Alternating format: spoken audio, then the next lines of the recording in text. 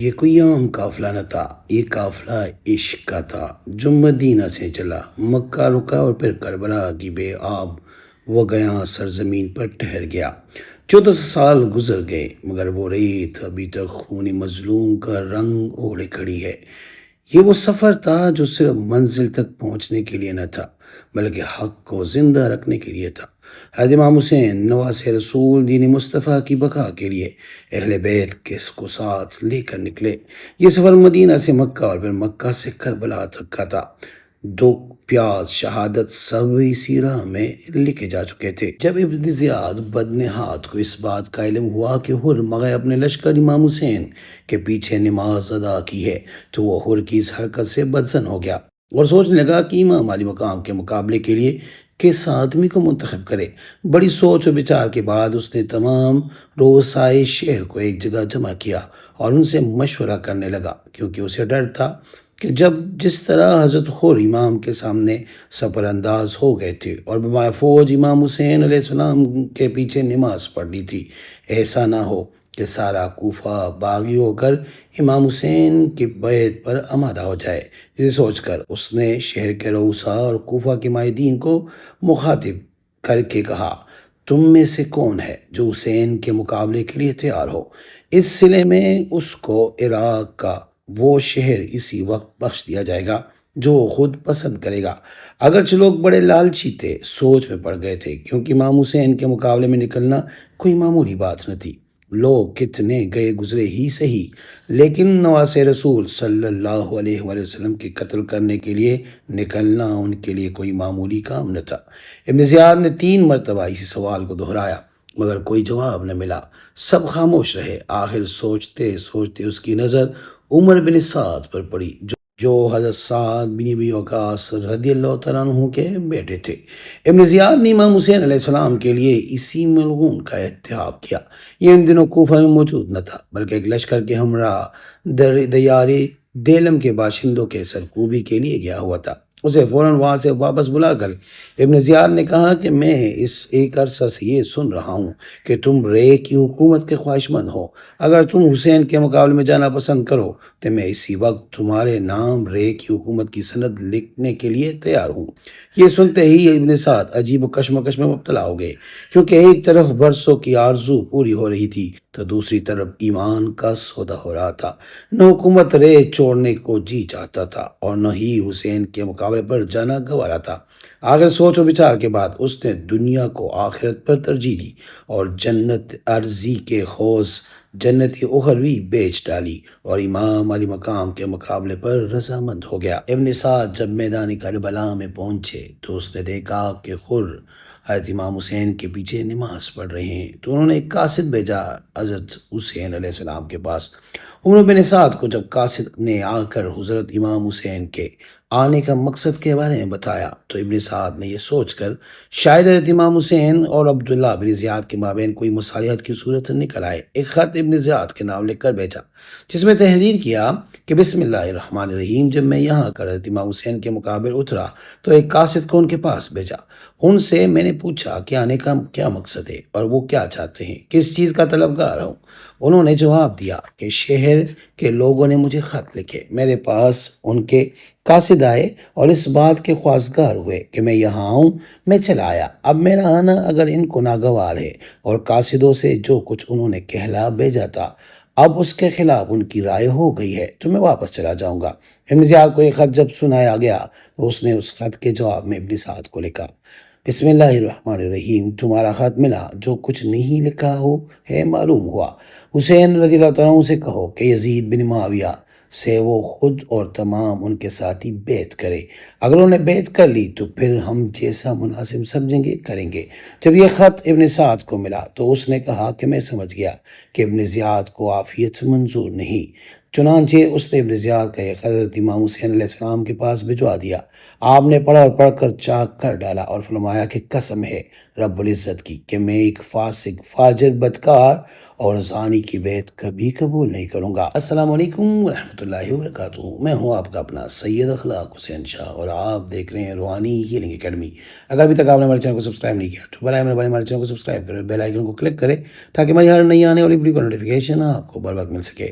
مورخین لکھتے ہیں کہ عمر بن سعد نے جب عبداللہ بن زیاد کا خط پڑھا تو امام حسین کو پیغام بھیجا کہ یزید کی بیعت کے لیے راضی ہو جائے، مگر امام حسین نے انکار کر دیا۔ ابن زیاد کو جب یہ اطلاع دی گئی کہ امام حسین نے یزید کی بیعت سے صاف انکار کر دیا ہے تو اس نے فوراً طور پر عمر بن سعد کے نام ایک حکم نامہ بھیجا کہ امام حسین اور ان کے ساتھیوں پر پانی بند کر دیا جائے۔ ابن زیاد کا حکم پہنچتے ہی عمر بن سعد نے عمرو بن حجاج زبیدی کی قیادت میں 500 سوار دریائے فرات پر بھیج دیے اور انہیں تاکید کر دی کہ حضرت امام حسین علیہ السلام اور ان کے ساتھیوں تک پانی کا ایک قطرہ بھی نہ پہنچ پائے۔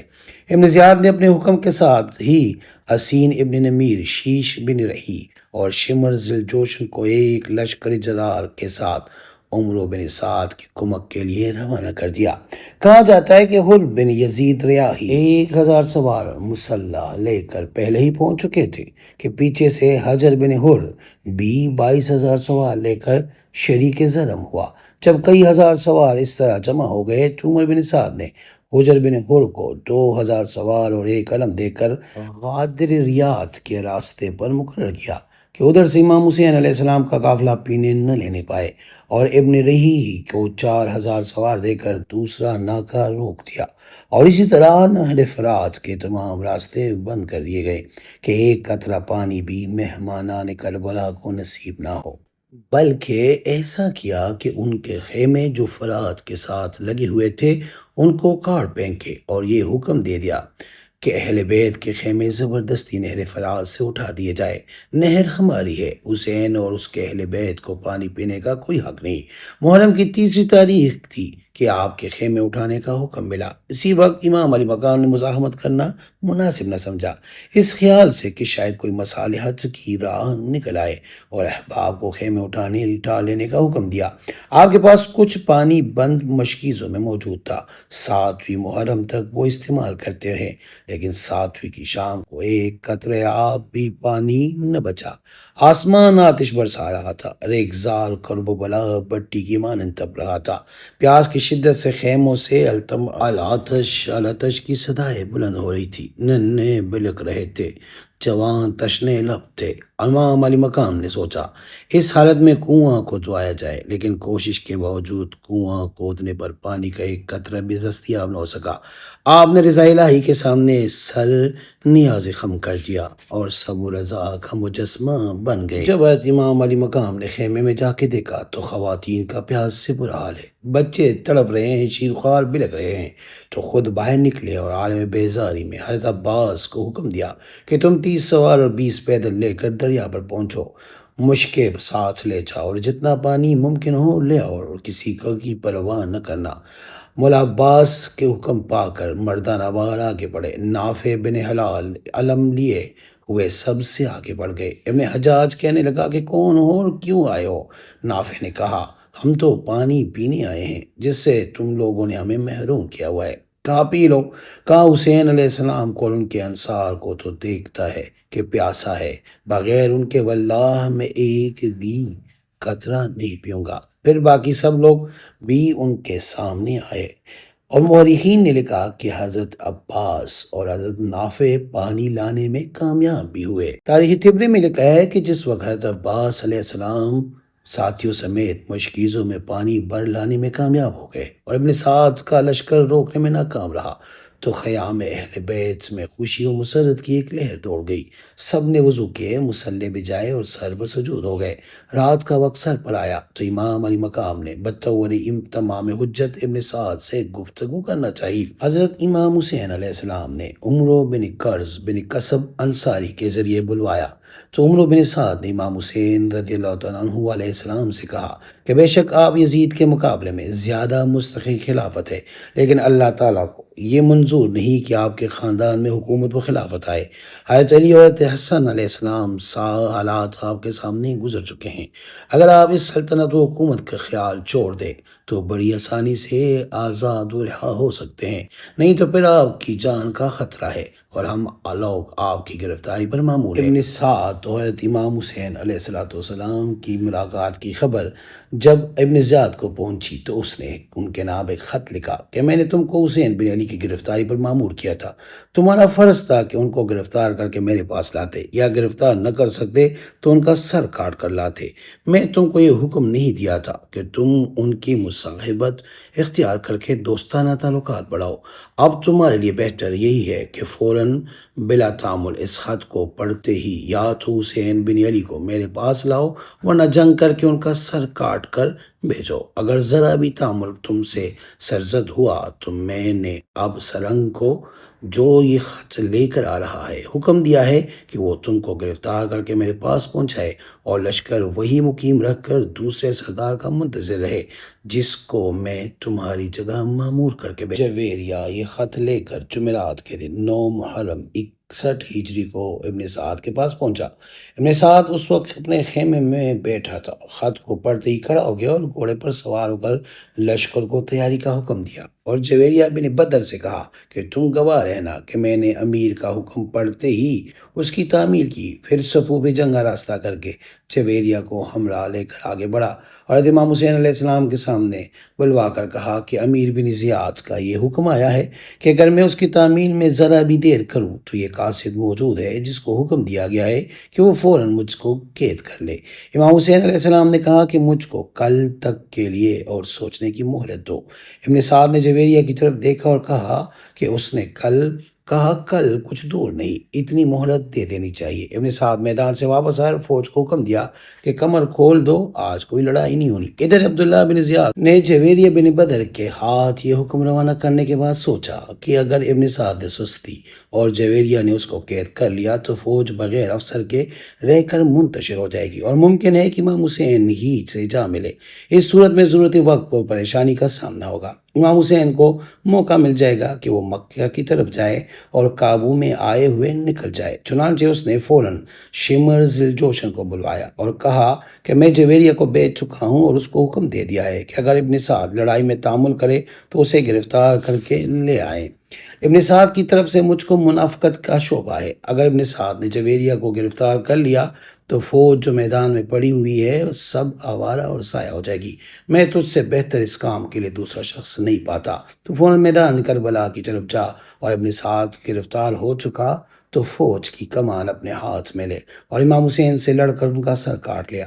اگر ابن سعد گرفتار نہ ہوا ہو اور لڑائی میں تعامل کر رہا ہو تو فوراً جاتے ہی لڑائی چھیڑ دو اور کام کو جلد ختم کر دے۔